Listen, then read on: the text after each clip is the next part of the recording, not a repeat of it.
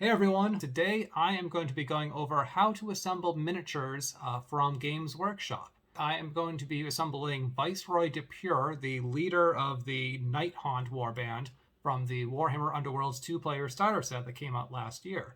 I have been assembling miniatures for, 20 years or so now, ever since I was a little kid. I've learned a few tips and tricks over the past couple decades, and I wanted to share some of my knowledge with you guys. For any of you that are just getting started in the hobby, give you some of my best practices and insights. Because honestly, assembling miniatures is one of my favorite parts of the hobby. There's just something very satisfying about getting a nice, clean-looking model all ready to prime and paint.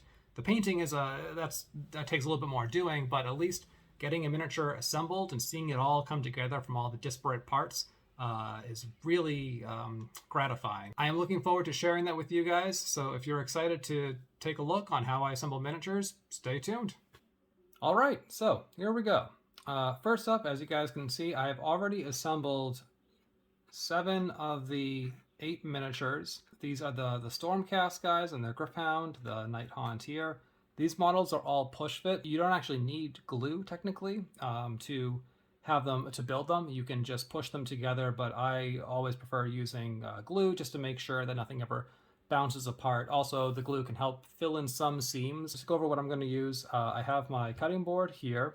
I have my Model Master Testers liquid cement for plastic models. This is a really great product. I've only started using this in the last few years. It has a very small applicator, which is great, so you don't end up using more glue than you need. It also chemically bonds the plastic together, making a really solid hold. I also have an X-Acto knife with a relatively fresh blade, clippers, and then this thing came in this is a file, it came in the paint set. I'm not sure if I'm sold on this yet, but I'll give it a shot. So here's my last remaining sprue, and with that, I'm going to pull out the instructions, Viceroy de Pure. So this is numbers 14 through 17. Okay, so yeah, so when they number it like this, it's good just to know what pieces you need, just through the numbers. So I'm going to cut all of those out first with the clippers. When I was a kid, I never used to use clippers. I would just use an X-Acto knife and cut them out or twist the pieces off the frame. And I don't know how I survived doing that. I mean, it explains why I had so many cuts on my fingers and thumbs as a kid growing up.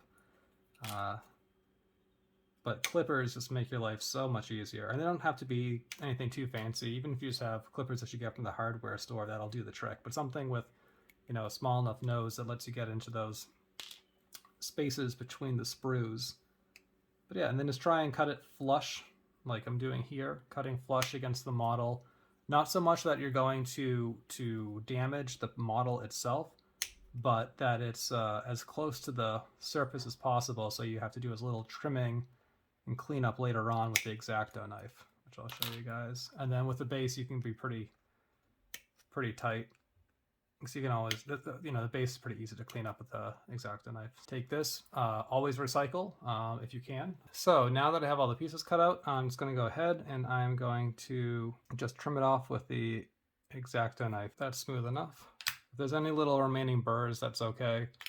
That can just be covered over with paint or sanded up later if need be. But now here, I'm just going to go and I'm going to look for all the places that I cut with the trimmers and just carve off the remaining bits of plastic, trying to make sure that goes flush. If I do dig a slight little groove, I'll just run the edge of my X-Acto blade along it just to smooth it out, make it a little more even.